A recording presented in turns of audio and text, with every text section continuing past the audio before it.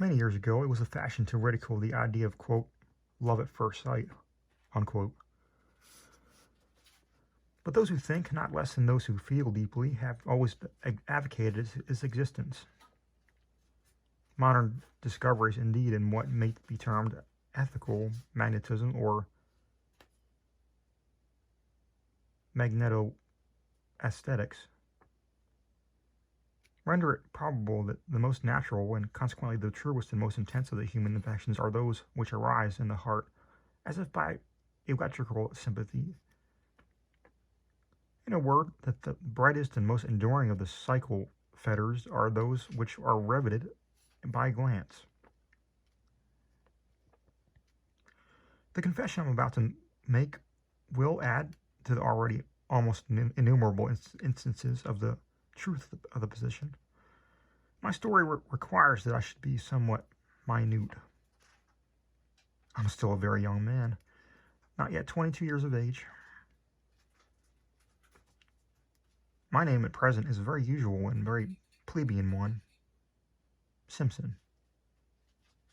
I say quote-unquote at present, for it is only lately that I have been so called, having legislatively dropped this surname within the last year, in order to receive a large inheritance left me by a distant male relative, Adolphus Simpson, Esquire. The bequest was conditioned upon my taking the name of the testator, the family, not the Christian name. My Christian name is Napoleon Bonaparte. Napoleon Bonaparte.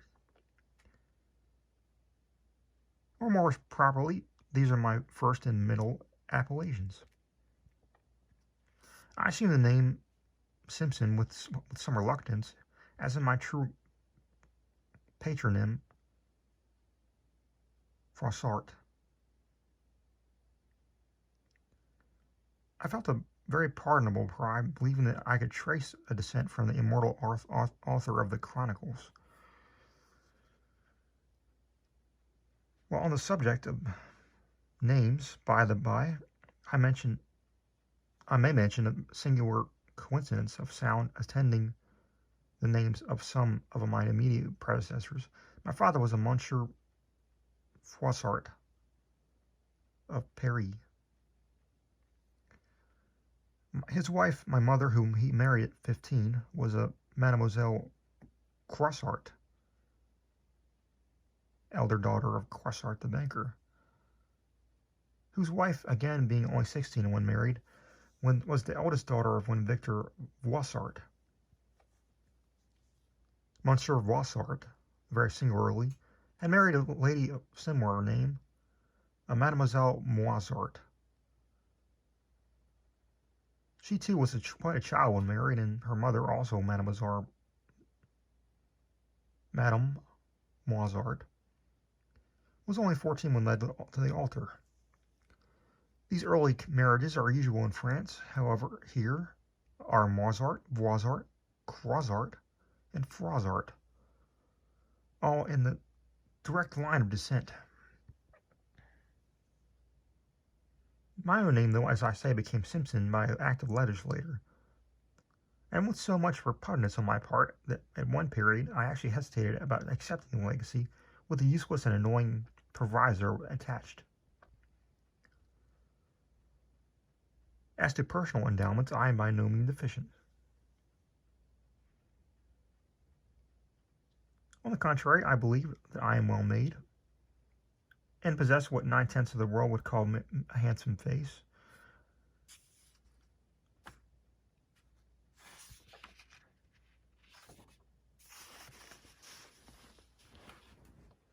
In height, I am 5'11". My hair is black and curling.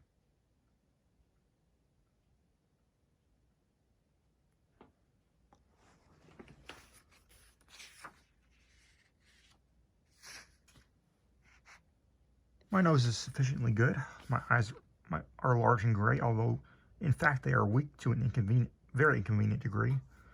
Still no defect in this regard would be suspected from their appearance.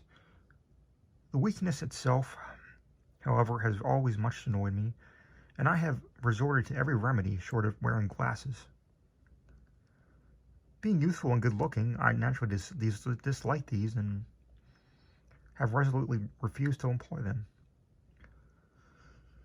I know nothing, indeed, which so disfigures the countenance of a young person, or so impresses every feature with an air of demureness, if not altogether with a sanctimoniousness, and of age. An eyeglass, on the other hand, has a savor,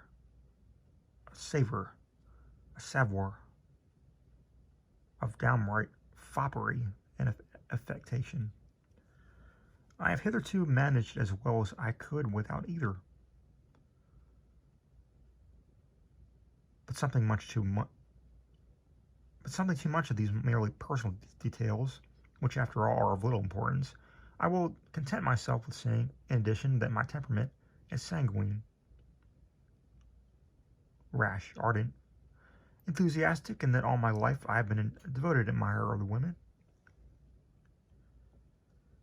One night last winter I entered a box at the theater in company with a friend, Mr. Talbot. It was an opera night, and the bills presented a very rare attraction, so that the house was excessively crowded. We were in time, however, to obtain the front seats which had been reserved for us, and into which, with some difficulty, we elbowed our way. For 2 hours my companion, who was a musical fanatico, gave his undivided attention to the stage.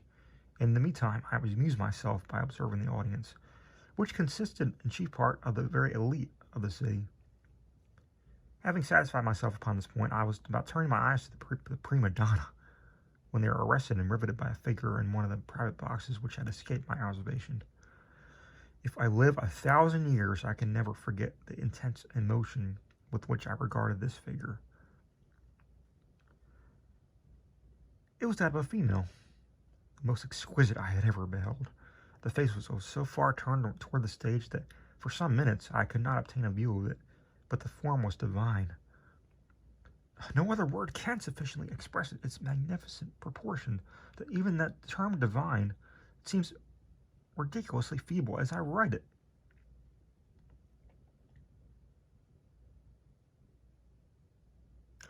The magic of a lovely form in woman, the necromancy of female gracefulness,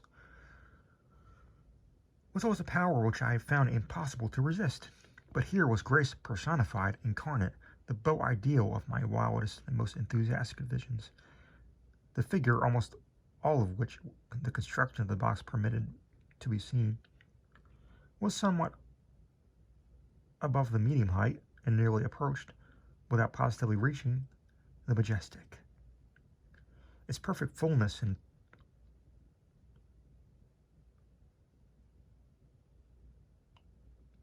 tournure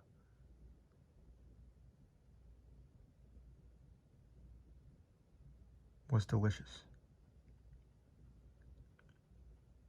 The head, of which only the back was visible, rivaled in outline that of the Greek Psyche, and was rather displayed than concealed by an outline,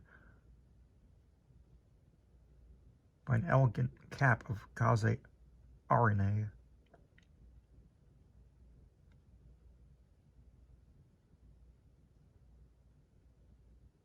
Which put me in mind of the Ventum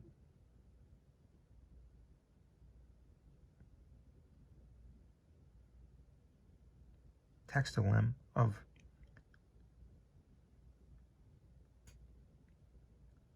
Apuleius. The right arm hung over the balustrade of the box and thrilled every nerve of my frame with its exquisite symmetry. Its upper portion was draped by one of the loose, open sleeves now in fashion. This extended but a little below the elbow. Beneath it was worn an under one of some frail material, close-fitted and terminated by a cuff of rich lace, which fell gracefully over the top of the hand, revealing only the delicate fingers, upon only one which sparkled a diamond ring. which I saw at once was of extraordinary value. The admirable roundness of the wrist was well set off by a bracelet which encircled it, and which was also so ornamented and clasped by a magnificent aigrette of jewels, telling in words that could not be mistaken that it was once of wealth and fastidious taste of the wearer. I gazed at this queenly apparition for at least half an hour, and as if it had suddenly been converted to stone. And during this period, I felt the full force of the truth of all that has been said of sung concerning love at first sight. My feelings were totally different from any which I had hitherto experienced in the presence of even the most celebrated specimen of female loveliness. An unaccountable and what I am compelled to consider a magnetic sympathy of soul for soul seemed to rivet not only my vision, but all my whole powers of thought and feeling upon the admirable object before me. I saw, I felt, I knew that I was deeply, madly, irrevocably in love, and that this even before seeing the face of the person beloved. So intense indeed was my passion that consumed me, that I really believe it would have received little, if of any, abatement, had the features yet unseen proved of merely ordinary character. So anomalous is the nature of only true love, of the love at first sight.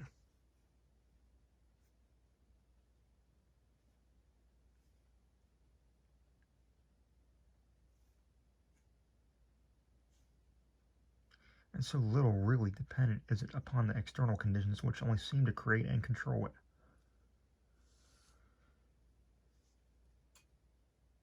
While I was thus wrapped in admiration of this lovely vision, a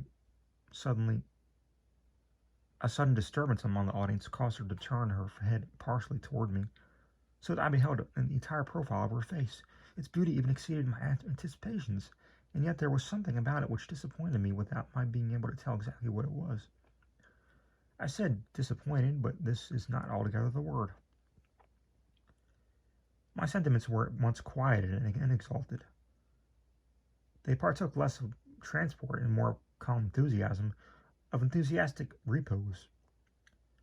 This state of feeling arose perhaps from the Madonna-like and matronly air of the face, and yet I once understood that it could not have arisen entirely from this. There was something else,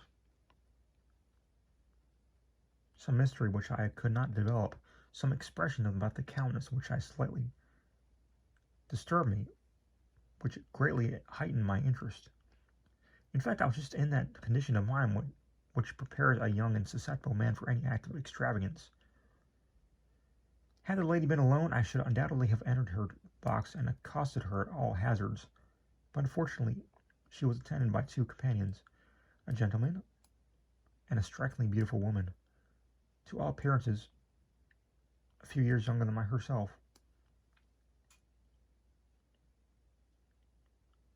I revolved in my mind 1,000 schemes by which I might obtain, hereafter, an introduction to the elder lady, or for the present, at all events, a more distinct view of her beauty. I would have removed my position to one nearer her own, but the crowded state of the theatre rendered this impossible, and the stern decrees of fashion had of late imperatively prohibited the use of the opera glass. In a case such as this, even had I been so fortunate to have had one with me, but I had not, and was thus in despair. At length I bethought me of applying to my companion. "Talbot," I said, "you have an opera glass. Let me have it." "An opera glass? No. What do you suppose I will be doing with an opera glass? Here," he took impatiently toward the stage. "But Talbot," I continued, pulling him by the shoulder, "listen to me, will you? Do you see the stage box there? No, the next. Did you ever behold as lovely a woman?" "She is very beautiful, no doubt," he said.